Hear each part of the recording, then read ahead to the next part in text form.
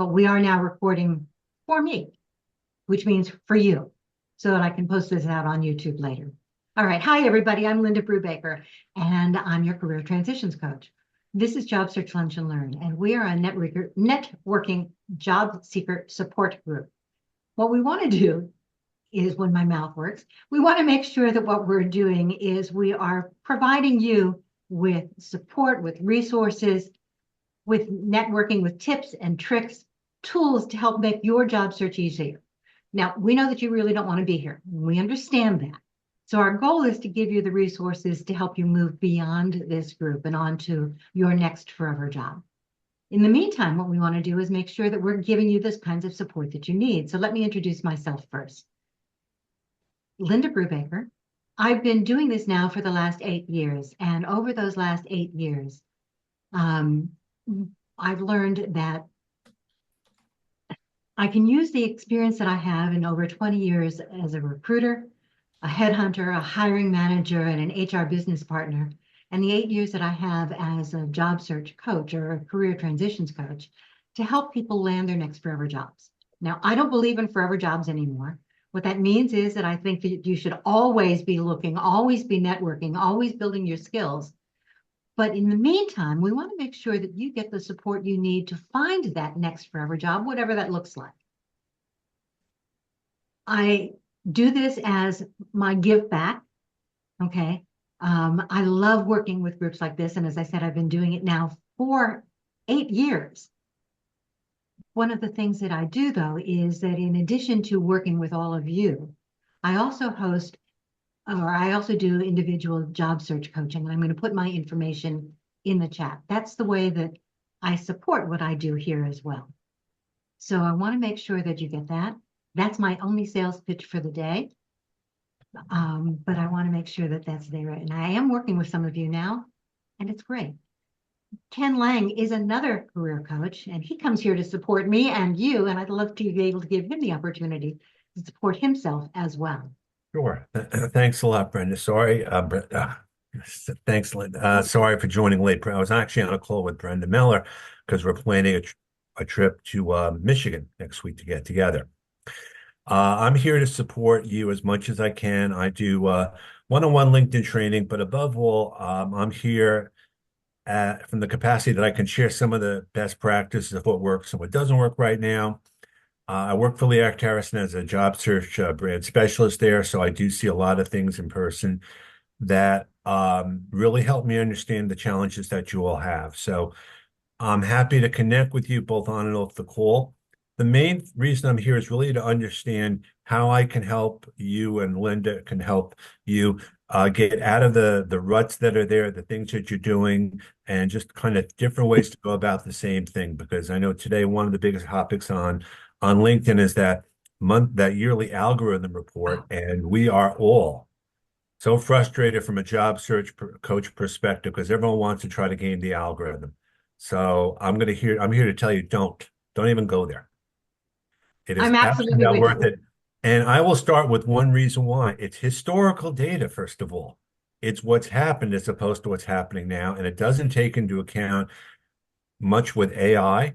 It doesn't take into account specifically the type of people that are posting and commenting. So from a job search perspective, and I actually put this in Leah Harrison, it shouldn't change what you want to do. And that's not a tool that's appropriate. So take it away, Linda. You're absolutely right, Ken. And I saw your post this morning. I haven't had a chance to comment yet. But the idea is you want to make sure that you're putting yourself out there, getting that engagement, not worried about what the algorithm says. You want to be your own person, build your brand, make yourself that subject matter expert, connect with people. The number of likes, impressions, comments doesn't really matter as long as you're putting yourself out there. You can still be found for what you're writing. And that's what really counts. Okay. Now, does that mean that I don't want you to comment on people's posts? Absolutely not.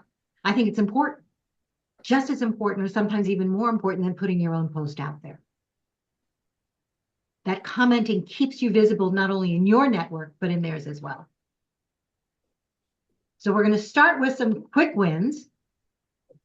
You're right. It's a quality versus quantity discussion.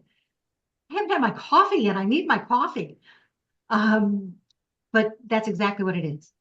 Make sure, and it's like when you're putting out job applications or you're sending information to jobs, when you're doing your networking. It's not about how many you do, it's about the quality. So I would much rather see you spend time doing something and doing it well than in terms of just getting it out there. Okay. Make sure that it really represents you. Okay. So we're going to get going today. Please put your information in the chat. And if somebody has a quick win to share, please raise your digital hand and let's see whether we can learn from you. Good morning or afternoon, Jennifer. Can you unmute? Am I muted now? Oh, you're You're fine. on mute. You're fine. Good. I am in a career transition studying to be a paralegal. And I not exactly networking, but there's a local attorney, owner of a local law firm, and she had won a top lawyer award in my county. And it was in the newspaper, my local newspaper, so I looked it up. I just sent her, a hi kind of email, touching base, and she emailed me back that they have an open position in their firm. It's technically a receptionist position, but it's a small firm, and I'm sure I could wear multiple hats. So I have an interview, and then she wants me to come. I have a scheduled interview to go interview with her a week from Friday. So, I don't know if I exactly call that networking, but It is. reach out directly to her. And a nice plus is it's only 5 minutes from my house. Wonderful. Let us know how it goes. I think that's great. Stephen. Hi, Linda. Hi, everyone. I've been talking about the same opportunity for weeks now. It is, I just talked to the third-party recruiter that I've been working with on this position, and they want to meet me in person next week. So I'm not sure who that is with, but I'm going to debrief with the recruiter on Friday and then go down to see the company and various people at the company Monday or Tuesday. So that was a good sign kind of coming out of that EVP interview that I had. I guess it went well enough that I'm going on kind of to the next round and hopefully the final round. So fingers crossed. That's great. Keep us posted. Thank I know you. it takes a long time to do some of these things. I know. Certainly. Yes. It's been already like 4 interviews and it's been probably a month already just with this one opportunity. Don't stop looking for other things. Keep going. Okay. And yes, we're finding that it's continuing to take that long time. Sorry about that, but Yep. it is. Okay. Anybody else have a quick one that they'd like to share?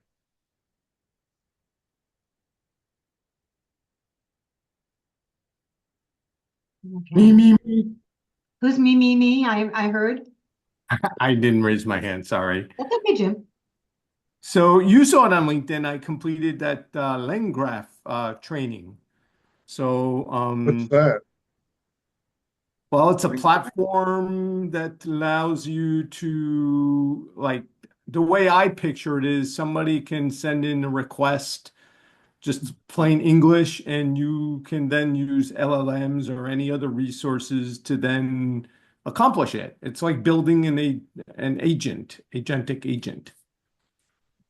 You're using terms that a lot of people don't know. Yeah, I'm sorry. That's the best I can explain it. It's just, And the reason that I say that is that when I commented on your post, I actually had to look up what it was that you were taking because I didn't know. And I want to comment with something that makes sense. Okay. So I had to look it up so that I could make a relevant comment. But I love the fact that you're taking the course and that you're sharing that you're taking it. But when you're doing it, can you explain to the group not only what it is, why you took it, where you found the course? In other words, was it a freebie? Oh, yes, it was free. I shared it with Sandra a couple weeks ago after we met to talk about her secret sauce for prompt engineering. So hopefully I can put that into one of the projects for LangGraph. I need some time to prepare a presentation on LangGraph. I'm picturing code, but that one help explain it to the group here. So Right. yeah. So Maybe I'll do that in one of the sessions coming up. Good idea. That would be nice. Actually, let's see if we can come up with a new thing. Okay. Thank you. Uh-huh. Anybody else? Oh, I see another hand. Desiree.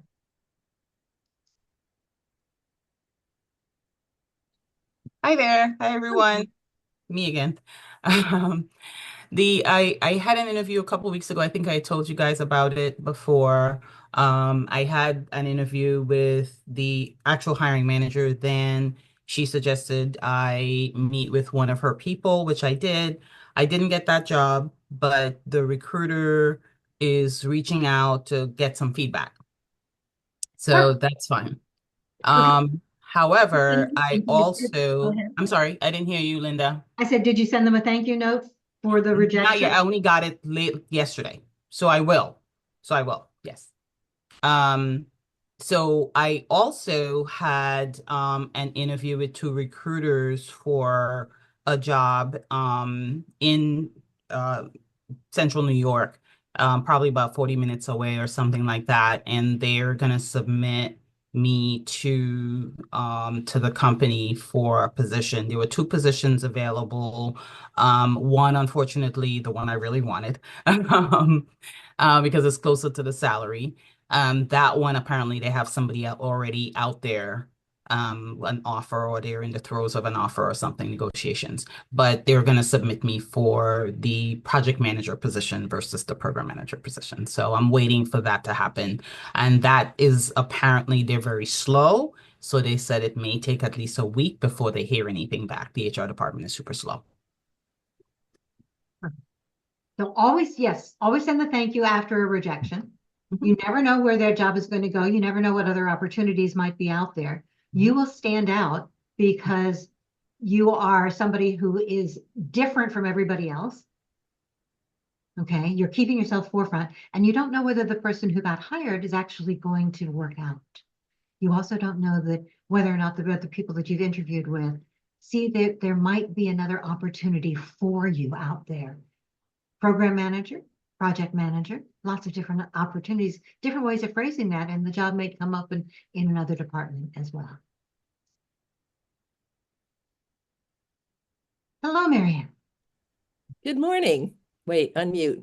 I'm unmuted now. You're unmuted. Okay, hi. So I was previously on the board of directors and worked for a short time with the San Francisco Public Press, which is all about in-depth investigative journalism for the San Francisco Bay Area. And I had the editor and publisher reach out to me because they have someone on staff that she wanted to discuss the person's immigration options with them. So I met with them yesterday, and the woman in question, she had done her research a lot and already knew a lot of what I had to say, but it was great to just utilize my skill set. That's That's wonderful. yeah. And those immigration issues right now are so Don't constantly. get me started. No, I understand. I've got a grandson-in-law who's trying to go through the process. Oh, So I do understand. In yeah. any, it's an interesting world out there, Isn't it? in lots of different ways. In fact, I read an article this morning. See if I can find what it was actually called, but it was the phrase stuck with me and it bothers me. And it says, yeah, talent teams are no longer building plans for next quarter. They're building shock absorbers for the unknown.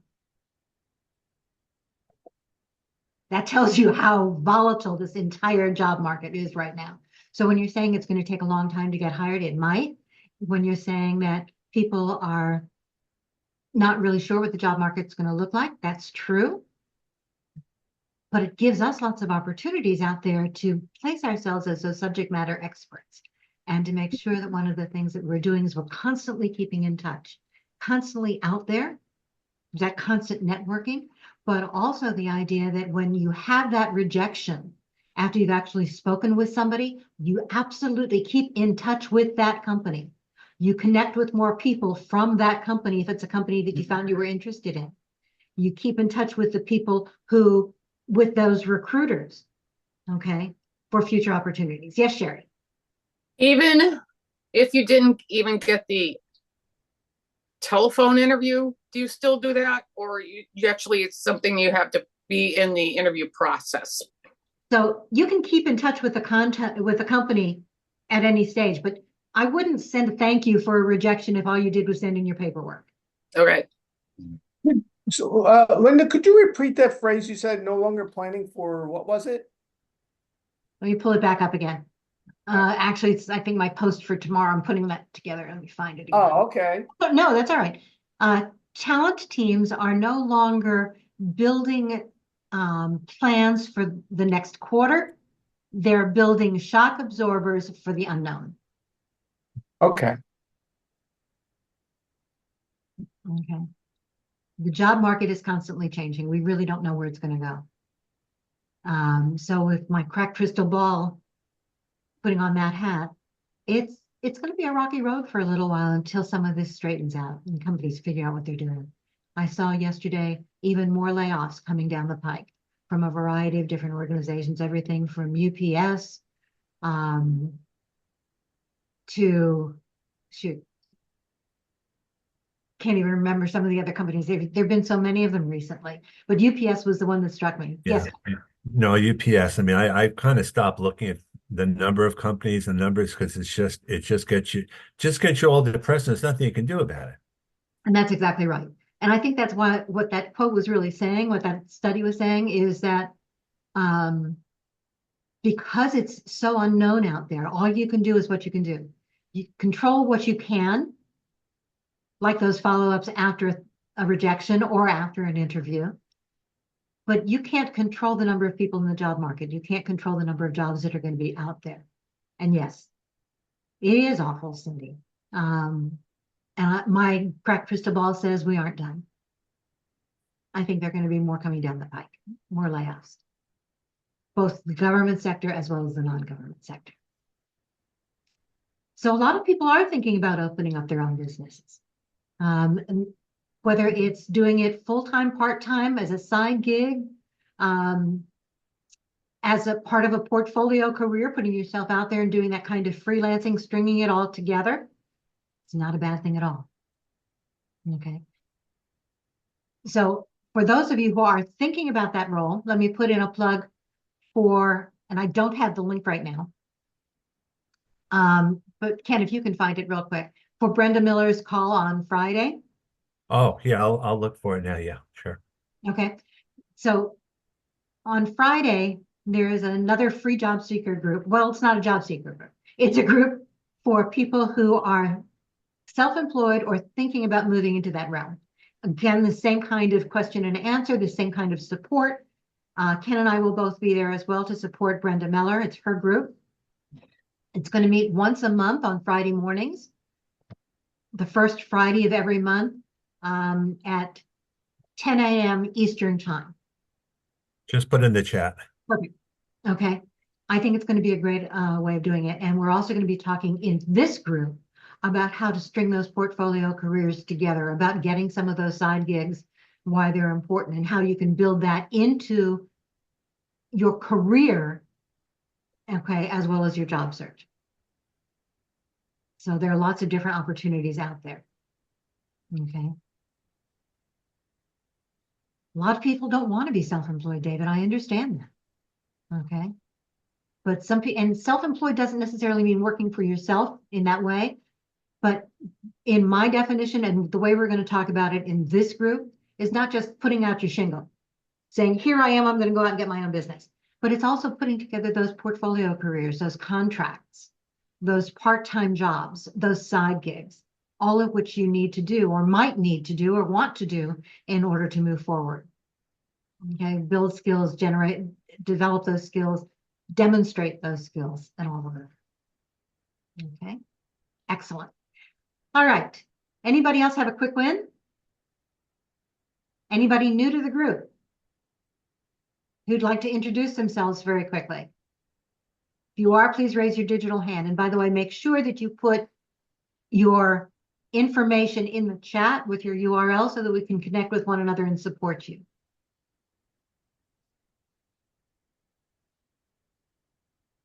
Hi, Patricia. Hey, hi. Yeah, I had one quick win, which was I had a very pointed, specific question and few follow-up questions. And I reached out to somebody. Oh, wait, that was Linda. Asking about the fact that I saw a job open up it looks very much like one I interviewed for in November. And so I really appreciate you getting back to me with, kind of the way to approach that. Unfortunately, the lost part is that I haven't heard back from the recruiter at that company who had set up the original meeting with the three folks so I don't know if I should just write to her again. I don't know. But I just really appreciate you responding, so quickly and answering my questions about what to do. What's the best approach? You're So very thank welcome. you. And Sherry, Patricia had the same question you did about how do you apply for a job at a company that you've been at before or that you were didn't make it through the process through before. Okay, so there's several different things that you can do about that. And I will forward you the kinds of information that I sent to Patricia as well, and we'll put it in here as well.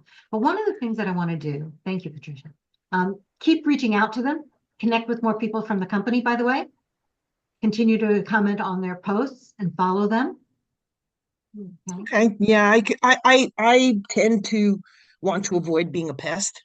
But But there's a difference between reaching out and saying every week, every day, right? But every couple of weeks, if the job is still posted, you can continue to do that. But more importantly, connect with those individuals, all of them. Right. Okay. Okay. Build more relationships within that company because we've discovered that seems to make a difference. Okay. Okay. Anyone else? All right. I want to launch a quick poll. I don't know whether any of you noticed that when I put out my slider this week, there was one date missing. So we've got topics already for next week when actually Mindy Stern is going to be coming in to talk about how you can start to build that portfolio career, to start doing a little bit more of the moving out on your own, whether full-time, part-time, or as a side gig. That's going to be next week. On the 28th, Sandra Ragosa, who's part of our group, is going to come in and talk about using AI to uncover job opportunities. And on the first of the month, we've got the call about Ask Me Anything, so the conversation can go anywhere. But if you notice, the topic for the week of the 21st is missing. I went from talking about the 14th to the 28th. And I want to make sure that, as we talked about before, that what we're talking about makes sense to you, even though we know that we don't always stick to the topic. So there is a Google Sheet that you all have access to where you can add topics. And I just put the link in the chat. But more importantly, what I want to do right now, there we go, is I put together a quick poll. We're going to cover all of these topics. The question is, which one would you like to see us talk about on May 21st? That will tell me which ones are going to be most important for you. So I'm going to launch the poll.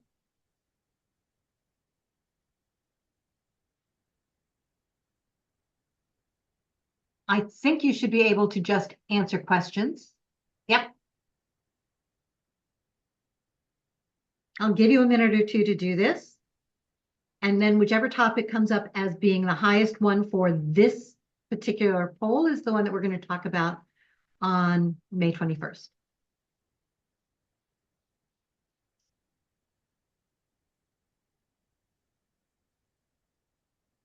Can you all see the progress of the poll on the screen?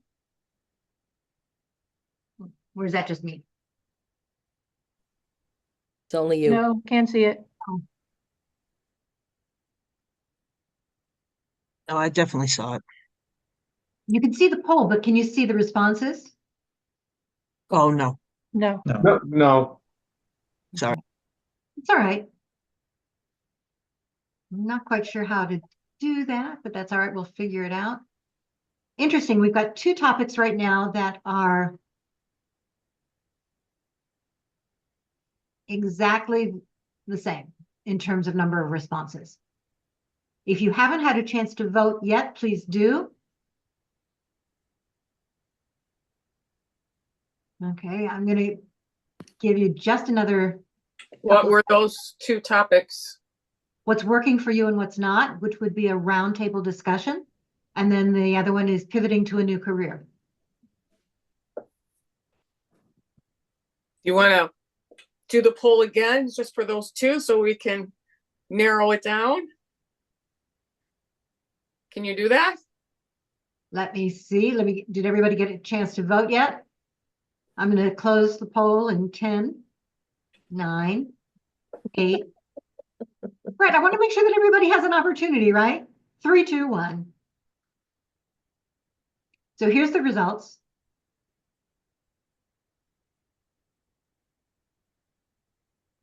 All right. Now let me see if I can do a new poll, Sherry.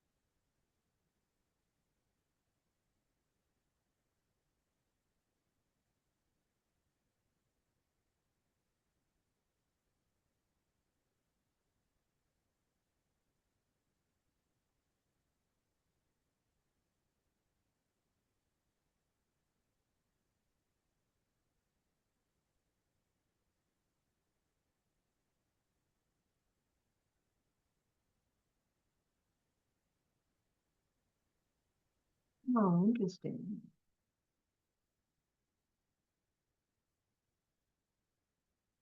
Didn't save it. So while I'm doing that, okay. Any other questions or anybody new?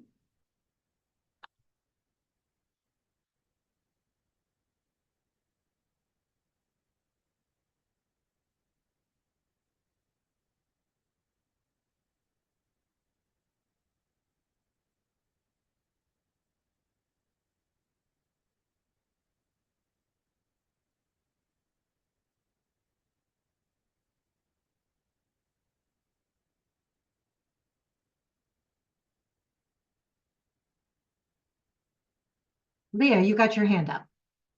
Yeah, it took me a minute to figure out where that was. So I'm new to the group.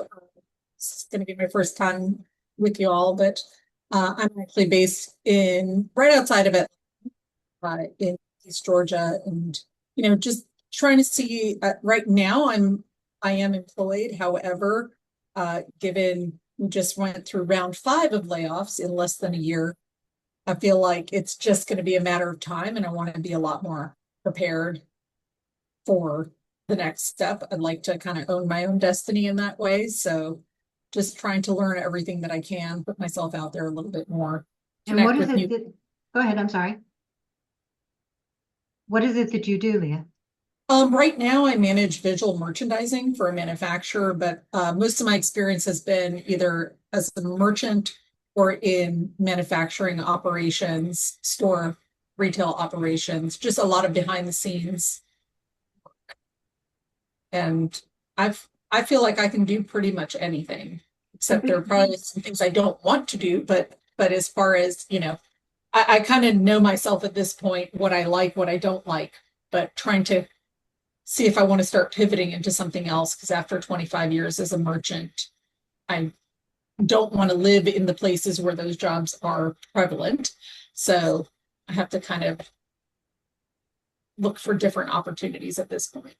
So knowing what you like to do and what you don't is important. And the skills that you have identifying the skills that you have that other people are looking for is one of the big deals. And that's an easy thing to, and I shouldn't say it's an easy thing to do, but it's one of the things we do in this group, as well as that I do in my coaching, is helping you to determine how those skills that you have apply to other roles, because they all do. Okay, and that's one of the things that's really important. All right, I'm going to launch this second poll now. I'm just going to give you 2 minutes to do it, and then we're going to move forward.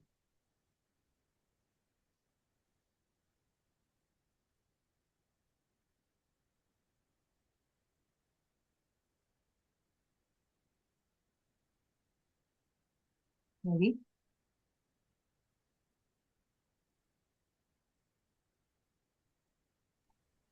I don't see it. I notice it's not. Because it says it's still sharing the. There we go.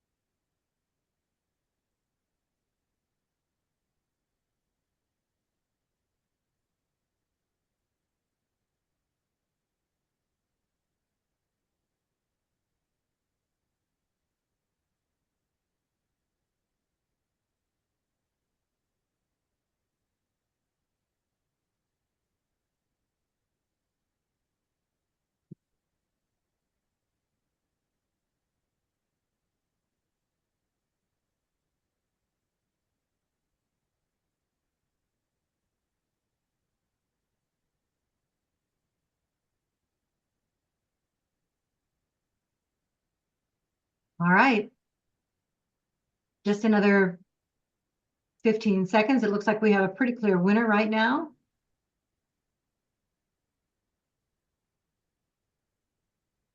I'm going to close the poll in 10, 9, 8, 7, 6, 5, 4, 3, 2, 1. You only have, there we go. Agreed.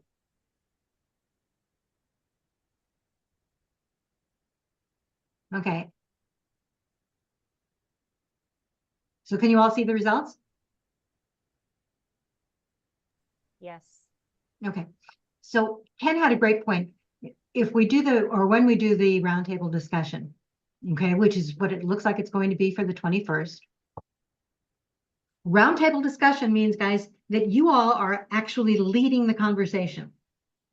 You all are going to be telling all of us what's worked, what hasn't for you, sharing ideas with the rest of us. It's going to be an open discussion format. It's one of those where you're going to bring your ideas, your suggestions, your questions for other people about, gee, here's what my issue is, what's worked for you. Has anybody had the same kind of a concern? So it is a participant-led discussion. I am going to try and get some people who have been there, done that, see whether or not they'll come back and join us. If nothing else, I'm going to have them send me something if they can, so that they can't, if they can't be here, because it may be difficult if they are working. But we've had several people who've joined us after they've gotten jobs, and that's a great thing.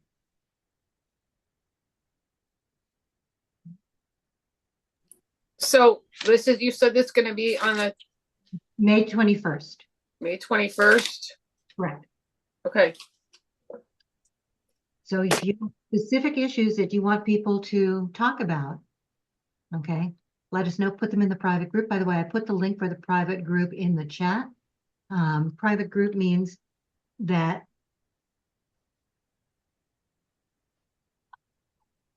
you have to ask to join. What you write in that group is seen only by the members of the group. The only people who can be part of that group are people who are part of these lunch and learn sessions, are people who have registered but haven't been able to attend. What I like about a private group is that it may reside on LinkedIn, but nobody outside the group can see what you say.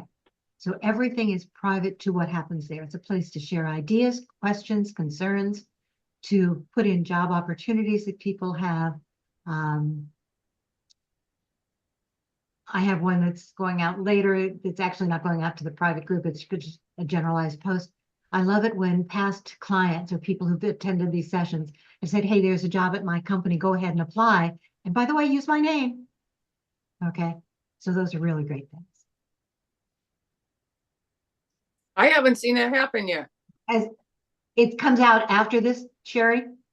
I don't remember what time it's out, but it comes out later. I started scheduling posts just because I run out of time. Okay, Jennifer. Two questions. I probably won't be here next week. So what is next week's topic and where do you post the recordings of these sessions? So next week's topic is actually Mindy Stern coming in to talk about side gigs, career pivots, not career pivots. I have to go find the exact title, but I post them on YouTube.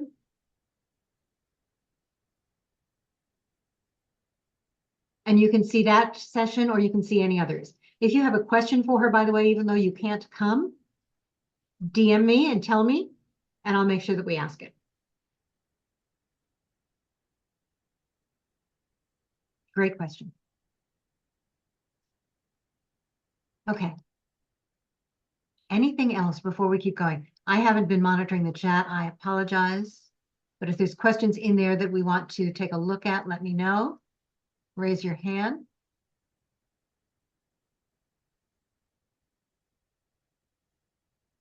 If not, what we're going to do is we're going to get into the topic. Do make sure, by the way, that you are connecting with everyone. Now, if you're like me and you have only 5 connections, I see you, Sherry, I'll get you in a second. If you only have 5 connection messages a month, and I use mine up very quickly, if you've got the URL here in the chat, go ahead and I know I'm speaking maybe out of turn, but if you can see other people who are in the chat or in the group, I'm hoping that you're going to be willing to accept that connection request, even if there is no message attached. But if you want to attach a message, remember to tell them that you found them here in this group. But absolutely, do remember to add your LinkedIn URL as part of your email signature. Please, such an important thing. Make it a clickable link there. Make it a clickable link on your resume or any materials that you're sending out as well. Great. And by the way, if your LinkedIn URL ends in lots of letters and numbers, one of the things that you may want to do is go in and shorten it, change it. Whether you know what you're doing on LinkedIn or not, it makes it look like you do. Okay. And anybody who wants to know how to do that, DM me, I'll walk you through. Okay, Sherry. Yes. Okay.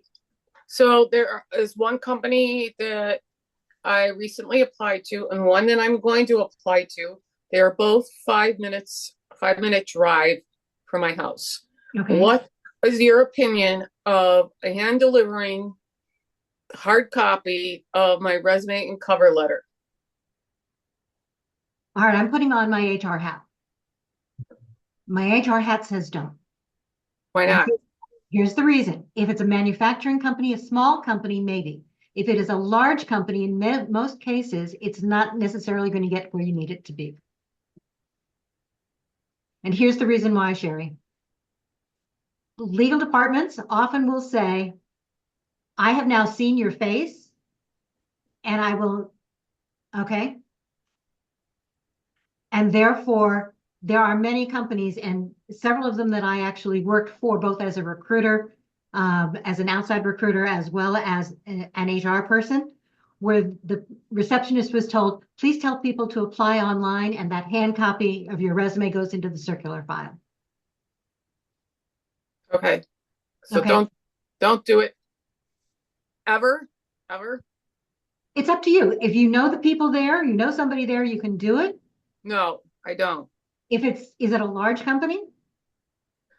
No, I'm going to say they're both medium sized, 200 plus, between 2 to 500 employees, I think.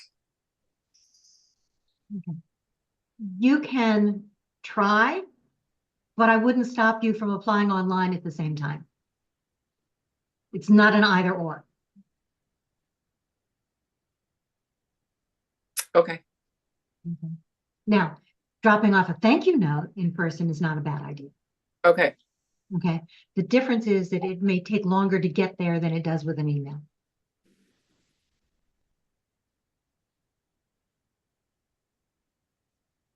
Lots of great questions today. And if you write in cursive, depending on the age of the interviewer, they really may not be able to read it. My kids who My are, husband, I'm sorry? my husbands are like those, right? My kids in their mid-20s can't read cursive, so just be aware. Your kids in their mid-20s may not be able to write cursive either. Oh, they can't do that either. I could do that back in third grade. Why can't they do it now? They're not Yes. teaching it anymore, David. They're really not. Really? They have long since stopped. That's Some- interesting. Some districts are bringing it back, but yes. How are they supposed to sign legal documents and read, the constitution that was written in cursive? It's like, Very, If you sign things online and you use like DocuSign or anything, it types it in a cursive script, but you just type your name. Yeah, exactly. yeah, but when you go to get a mortgage, you have to sign lots of stuff. Sure, you have to sign it, Sherry, but it doesn't have to be legible. It just has to be yours. Okay. Okay. If you're sending a thank you note, you're sending a cover letter, you want it to be something that people can actually read.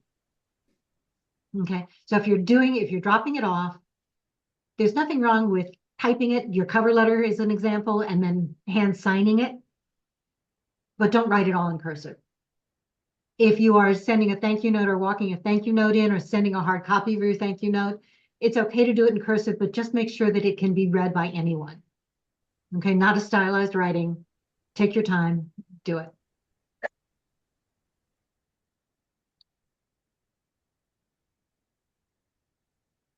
I mentioned at the beginning of this that one of the things we said was, I love the fact that we don't always get to our topic, and obviously we're not getting to it very well today.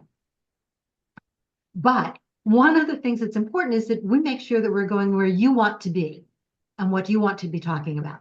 So while we're not going to really have a whole lot of time to talk about the topic, I did want to remind you that the same way that I mentioned that your skills can be used in a variety of different areas, leadership is the same thing. And leadership is one of those areas that we want to be able to demonstrate, right?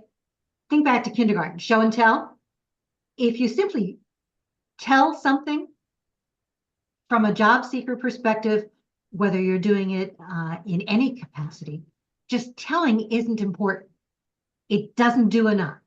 You need to be able to demonstrate, to show how you used it. And one of the great things about leadership is that you can demonstrate your leadership without ever having a leadership title. Almost all jobs these days are looking for somebody to demonstrate leadership skills. Now, I don't know about you, Ken, but I don't recommend just listing the word leadership on a resume. Kind of like saying Microsoft Office. Exactly. In both of those cases, it's like saying I know how to answer the phone or walk and chew gum at the same time. Basically, yeah. Yep. Okay. Those are things that are expected. But if you can demonstrate those leadership skills, that helps you stand out so much more than just listing the term. And one of the ways that you demonstrate those skills with or without those titles is by talking about how you led a project, led a team, even if it was a part of the project. Talk about how you were able to pivot, change, use those comments as one of the bullets under a job that you currently have or that's on your resume or on LinkedIn. Use it as an accomplishment. Don't label it leadership, but just you're going to be talking about what it is you did that demonstrates those leadership skills. The word leadership doesn't have to show up. The word leadership can show up in LinkedIn as one of the skills in that 100 skilled characters set, and I'll find it there. But you can, sorry, I got distracted by something in the comments. But you can also talk about it in terms of ways that really will demonstrate that you've got those leadership skills. When I'm looking at leadership, I'm looking at mentorship. I'm looking at being able to put together a project plan or execute a project plan. I'm looking at being able to facilitate discussions, to be able to work around problems or issues and reevaluate, redirect. You all do that, whether you've had a leadership title or not. Yes, it covers all functions, whether you're volunteering, whether you've had any job at all. The title doesn't matter. Titles matter so little these days because they're so different from company to company. So make sure that you're talking about demonstrating some of those leadership skills.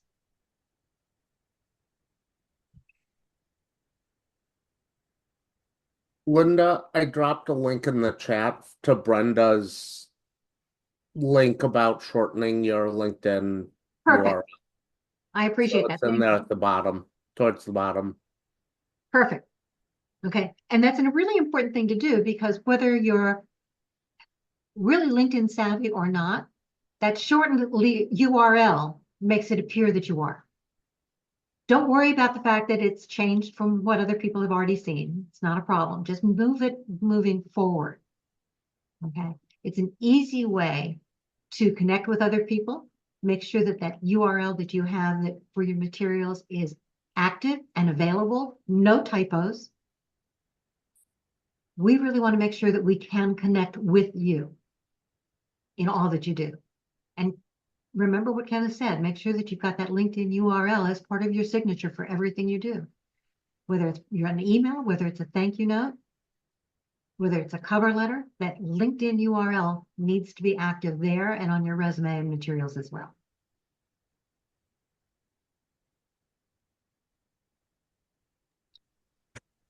Okay. At the end of the chat or end of the call, I'm going to go there real quick.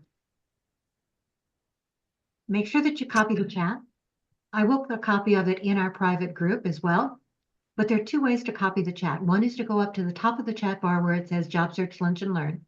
There'll be 3 dots to the right. Click on those and it says Save Chat. You can also do it the old-fashioned way by scrolling all the way up or down, doing a Control-C, copying it and putting it into a Word doc of your own.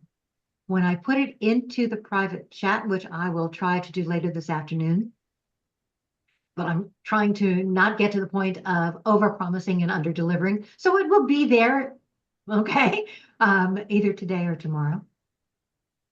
Usually those links in that chat will be active, but sometimes the LinkedIn gods don't keep the active links in that chat.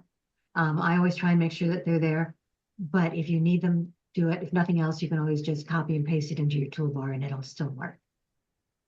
But we've got a very active chat today. Lots of people doing this, lots of comments and lots of resources for you already in the chat as well. So remember the IRE launch. Remember that meeting that's coming up. Remember the URLs and to connect with everyone. The link that is put in for Brenda's Friday chat. The link for how to shorten your URL and any other resources that you can share. Now, I'm willing to stay on longer today because I can't every day.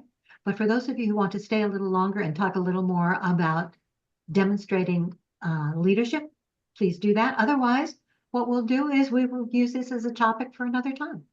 Because I really want to talk about how you can bring some of those conversations to the forefront, how you can practice some of those skills in terms of interview prep.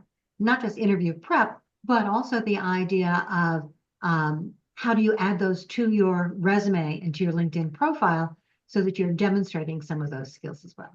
By the way, in your about section, make sure that you're listing some of the relevant skills, and those can be both hard and soft, that you want to be able to showcase, as well as for every job or every volunteer opportunity, you can list those skills too. Kenneth, what's your feeling in terms of how many skills per job or opportunity, or in your?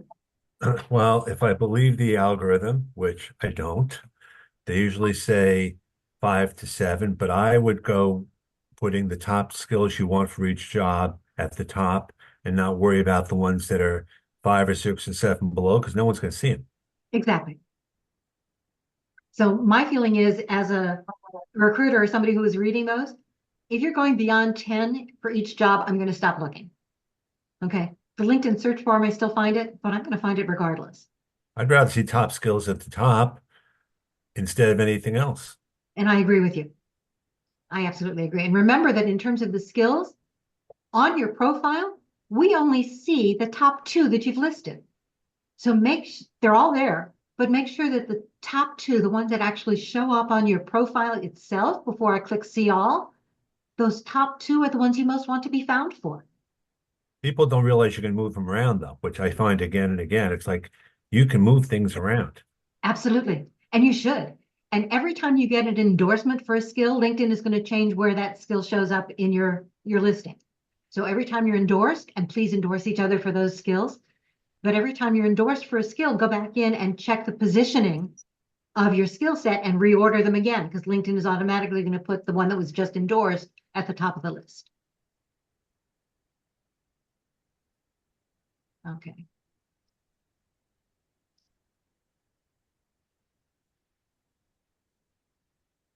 Hi there.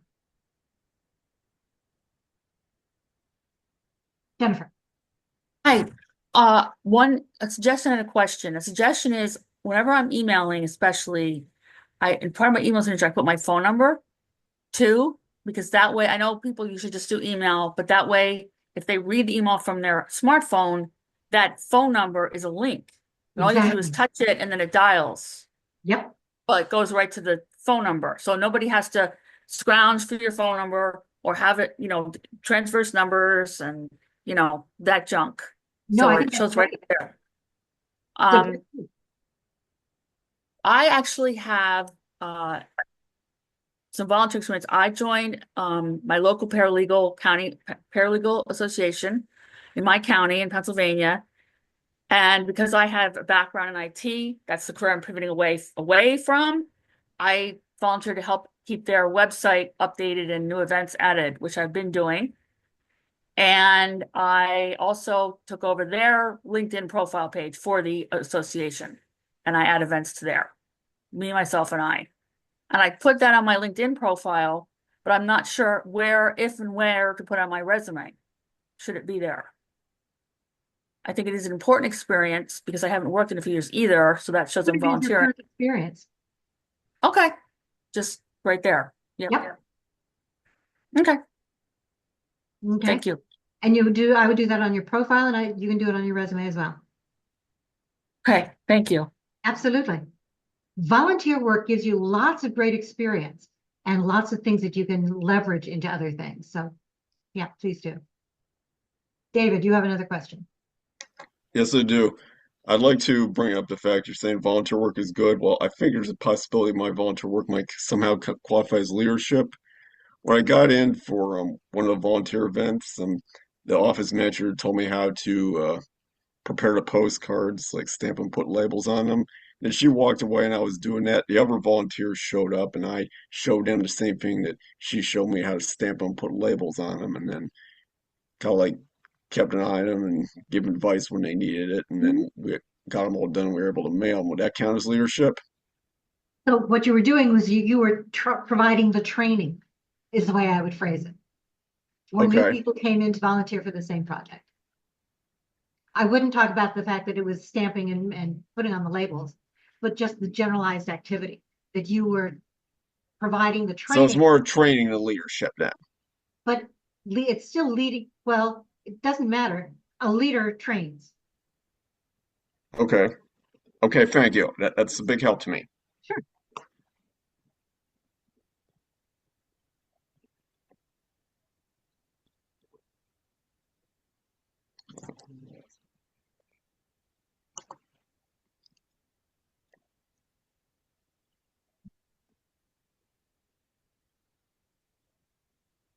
So your extra, here's a question from Cindy.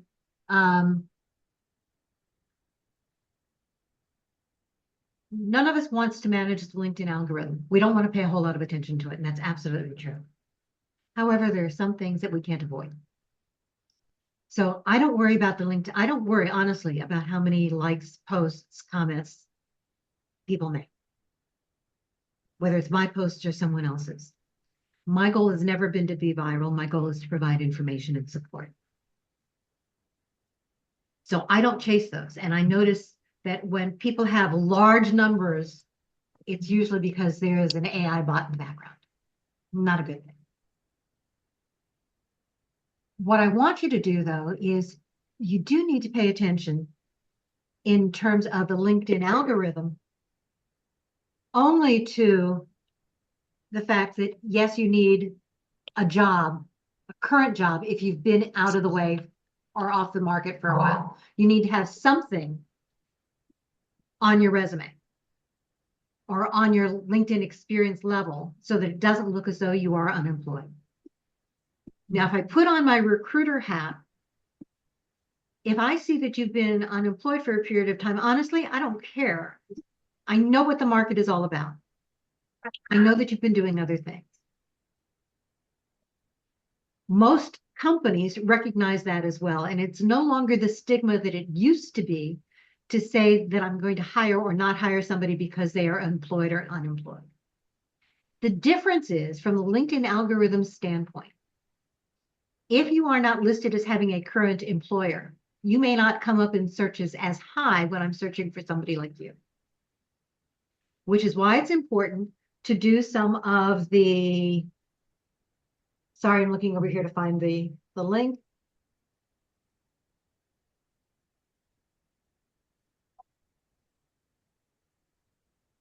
A placeholder company, volunteer activity, something. Now, if you've been out of your job for less than 3 months, it's okay to keep that end date open, okay? And say that you are still there. On your resume, you need to put the end date in. But on LinkedIn, you can keep it open for probably 3 months. Oh, Linda, somebody told me they have to match. This woman told me, Linda, LinkedIn and your resume have to match, but you don't agree with that. Yes and no. So yes, they have to match. Okay. However, that's why the 3 months works for me. I wouldn't go beyond that. Can you repeat that about the 3 months? If you left less than 3 months ago. Yes. It's been less than 3 months. Less than 3 months. Okay. Yes. You can leave it as still current on LinkedIn if you choose to. Now, some employers have started going in and saying, they just have somebody that they hired basically who says, look, you're no longer working here. You need to take that off. You need to put an end date. Okay. Often, but it will. But in terms of the congruence between what the resume says and what LinkedIn says, if you get called for an interview and there's that difference on your resume, okay, you can, on your resume, you can say, laid off. When you're in a conversation or in your cover letter, or when you're talking to somebody, that first initial phone screen, okay,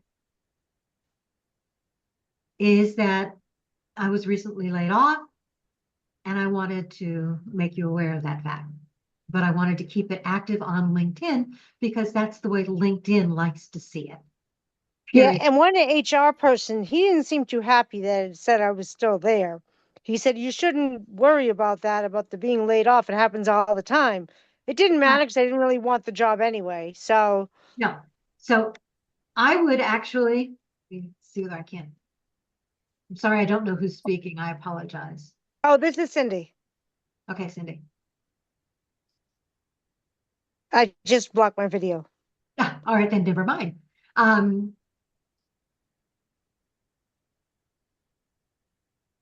So what happens is, from a LinkedIn algorithm perspective, and here's really the only way that it works, the only way that it matters, is that LinkedIn will see you are not employed. And so you will come up lower in some job searches. Oh. So when I'm doing that, which is one reason that I added to the chat those kind of placeholder company pages. You can use one of those if you like, which says that you're there. You can customize it however you want to when it's there, but what you're doing, your job title is, here's the job I'm looking for. Okay, so company could be XYZ company, software company. Job title is whatever job you're looking for. So let's say sales manager. You can add another one, but you want at least that first one. And then your bullet points are looking for new opportunities in X, Y, and Z. As an XYZ, here are my points. If you're using volunteer activity as your current employer, that's perfect.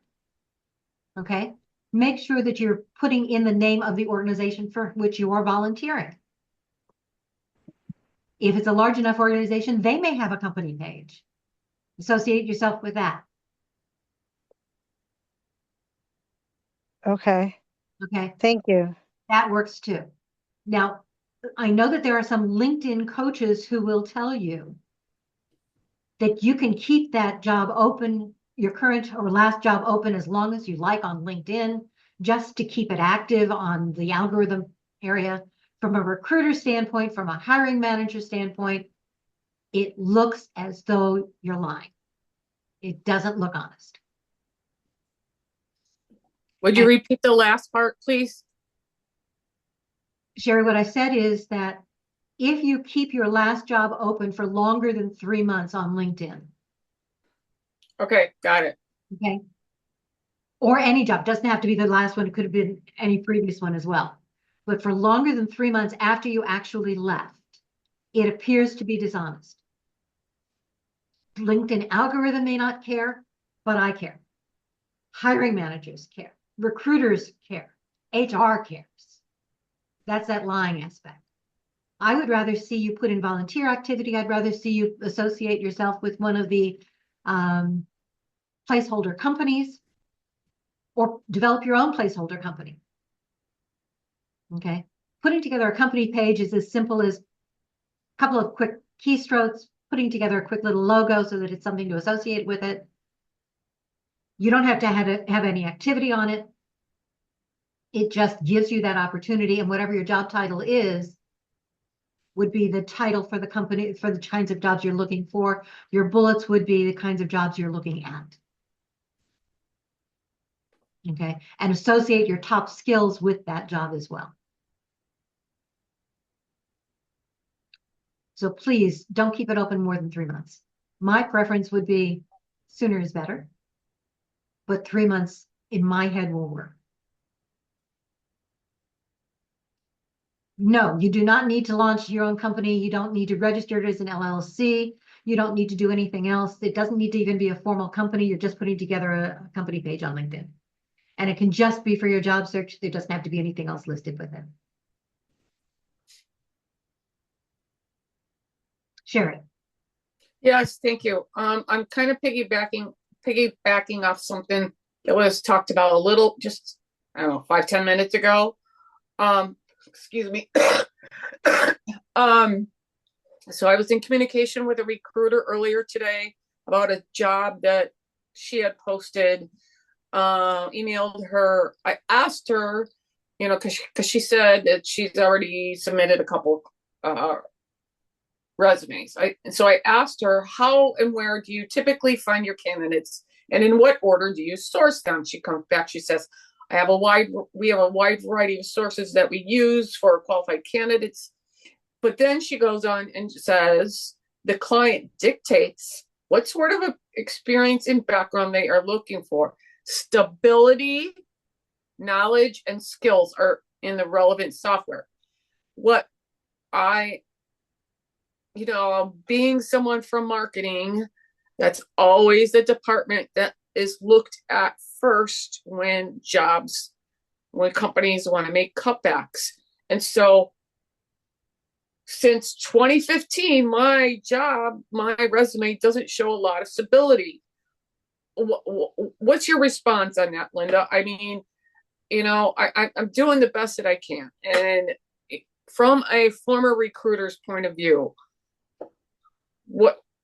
please give us your insight on that. So it depends on how do I phrase this? Sorry, I'm trying to do two things at the same time, Sherry. I apologize.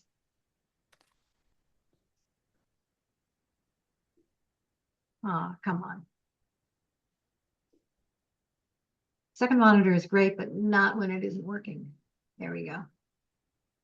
I want to put a link into Friday's group for Brenda Mellers.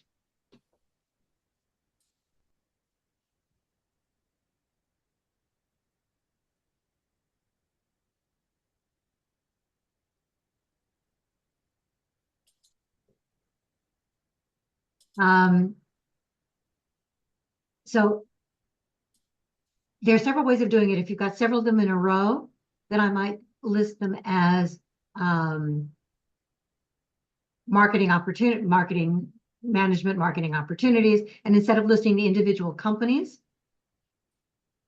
group them all together. You list the individual companies underneath, but they're in effect your portfolio career. Here are the kinds of companies that I've worked for. Here's what I've done. Well, third-party recruiters won't go for that. I've been a third-party recruiter. Uh-huh.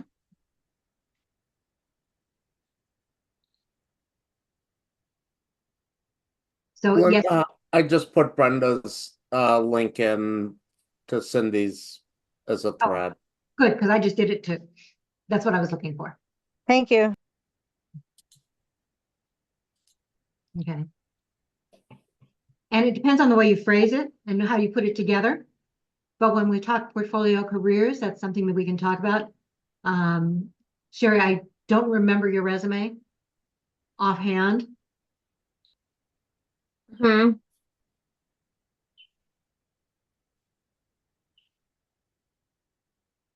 Okay. But had they all been, I know that you've had a lot of short-term careers and I know that they've gone that way, but there are lots of, if you just put laid off next to the job, you can do that. People understand being laid off. Laid off has nothing to do with you. What companies are looking for when they are looking for that instability factor is you jumping ship. Got it. Thank you. Linda, I actually saw somebody who listed under the same company, but as a different job, and they did say laid off from this position and listed the date and said through present. Yep. And that absolutely works. Okay. So one of the things, another topic that we're going to do again, apparently we're booked through May now, and a couple of them in June. So in June or July, unfortunately, fortunately, I'm not sure which, we're going to try and bring in another recruiter. Okay. One of those third-party recruiters who uses LinkedIn Recruiter, who will tell you the kinds of things that they look for and how. Now, I will tell you that as a recruiter, even an outside recruiter, a headhunter, I never paid for LinkedIn Recruiter. It was too expensive. So when I was doing it, I was searching the old-fashioned way. And when I did it, because I wasn't using LinkedIn Recruiter, I was just searching for the skills and the terms. And it was still very easy to do that. So we can go through and we can talk about how you can do that. If anybody has questions about how you show up on LinkedIn, we can do that as another session, or we can do a quick call and talk about it as well. Okay, but that is part of what I do as my business as well. But we can always take a quick conversation and see what's going on. Jennifer. I didn't realize this could be a topic in itself, but I had my last job, I was laid off. Half the team was laid off in December 2021.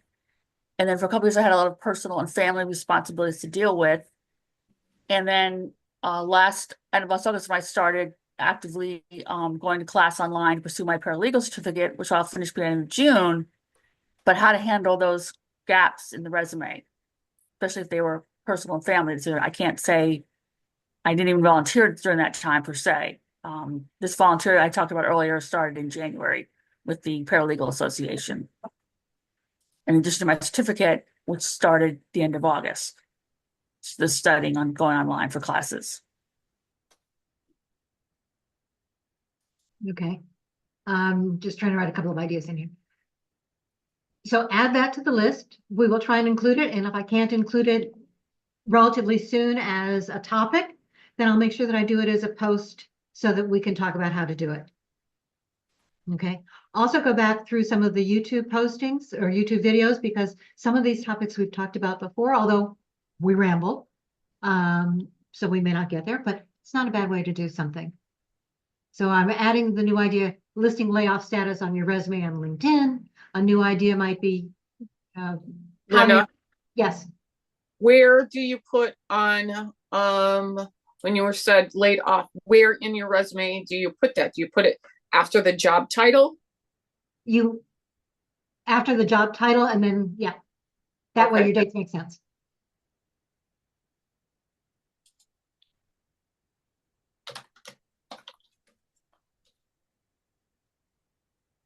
Okay, so I just added 2 new things into the chat in terms of ideas.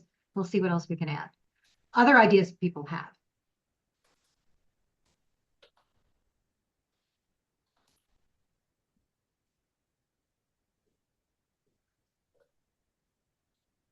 By the way, I've seen some of you try and post your resumes as part of LinkedIn. Please don't.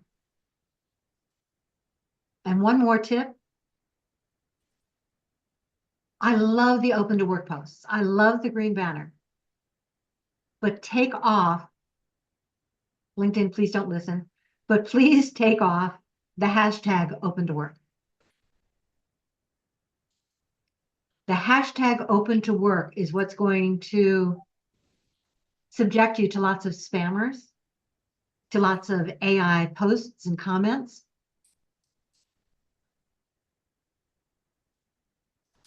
As opposed to just having that green banner up. The green banner makes you visible. That hashtag open to work makes you vulnerable. Pardon my obtuseness, but what does a hashtag on LinkedIn do? What is it for? It's part of the search bar. So I can search for everybody who has that hashtag. Oh, because I just see these hashtags and why? Okay. But okay. So if they search for open to work, like anybody will see it. Anybody. Right. And I can't, right. I can't search for unless I have green LinkedIn banner. Recruiter, right. I can't search for green banner. I can search. And what we're finding is that a lot of the bots, a lot of the automated messages are set up to immediately use that hashtag open to work and spam you. So take out that hashtag, leave the open to work banner, keep refreshing that open to work banner every once in a while, and it works. Yes, some people do have just the frame that says open to recruiters. I'm not a fan of that unless you are currently employed. And here's why.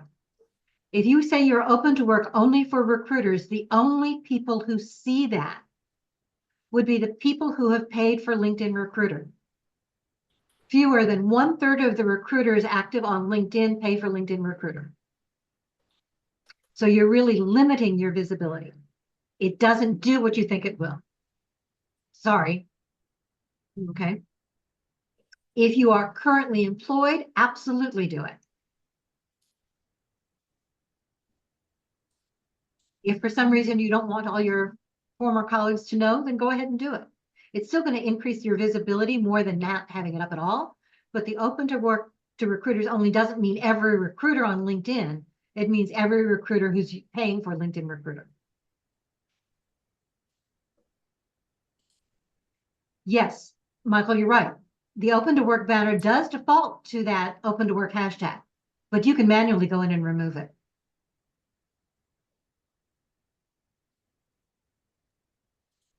Patricia.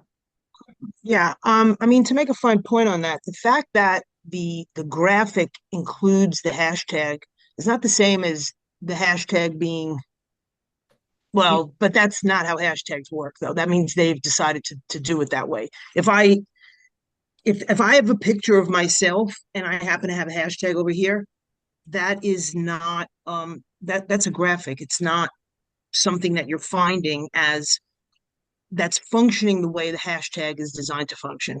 Correct. So, but you're saying that if the open to work includes the hashtag, the graphic, The that graphic is not an issue. right, okay, that's I But just wanted to no. put a So fine point on that. when you're doing Okay, that open to work post, okay? right. In the open to work post, it will include the hashtag in the post I itself. Delete that. Right, I see. Although that post goes out when you first attach, when you first, sort of You can still start edit that post. It doesn't have to go out immediately. And okay. even after it goes, go out and delete Okay. the hashtag, you can edit it. But you can edit Right. that before it goes out. Oh, yes, definitely. But I mean, that's going out at the time that I opted to include the hashtag open to work graphic around my picture, right? Exactly. So, but that post doesn't keep going out, right? No, I don't so think. here's the deal. Every time you send out that opened up post with that open to work banner, okay? I see. Every time you do that, it goes to all of your connections. Right. And when Right. people Yes, I comment, found that out. and when people comment and share, that's a good thing because it increases your visibility. If you do your own post and just say, hey, I'm looking for a job without that open to work banner, that green banner, it's only Right. going to go to the people who LinkedIn says, okay. It'll go out to 20% of them now, and then maybe it'll go out further. Right. It depends upon Okay. engagement. But that's the Okay. reason I like that open to work banner because it goes out to everyone who's Right. part of your connections. Okay. In addition, when we comment, it goes out to our connections too, Right. which Right. which Okay. increases that visibility. So my recommendation is, because it doesn't keep going out and over and over and over again, is that at least once a month, take off the banner. Oh, and put it back on. On the weekends, do it on the weekends. Okay. And I would only do it. You don't have to do it for more than an hour. Oh, Right. Right. Okay. But if you wanted to, really ensure it, then do it, take it off at 10 o'clock at night, put it back on at 10 o'clock in the morning. Right. Okay. Okay. Yeah, So that makes sense. at least once a month. Okay. You can do it. I wouldn't do it any more often than once a week because people are going to get tired of seeing it and will start ignoring it. But once a month works. But every time you send out that post, or you're sending out a post saying, I'm looking for a job for whatever reason, number one, make it positive. And number two, remove that hashtag from the post itself that says open to work. Got it. Thanks. You're welcome. Sherry. okay. Back to the question about how you said, what to put on, you were laid off. Okay, there was one company where I was working like 70 hours a week. It was affecting, Don't add that. but it was only a 6-month gig. Doesn't make any difference. I don't want to know that you were working 70 hours a week. That doesn't do me any good. But can I say something about it was affecting my health? No, because then it's you. There's a difference between being laid off and you choosing to leave. Okay. You choose to leave because it was affecting your health. Okay. Got it. Thank you. You're welcome. Okay. So Cindy, the idea about the company page and how to put those up, that will be in the chat, and I'm going to post that in the private group. I will also post the link again to those placeholder companies in the private chat. So do make sure that you've requested the private chat. Okay, that you are part of that group. Ask your questions there, in addition to other things. In fact, the topic for May 14th came from Sherry. May 21st came from Sherry and a question in the private group.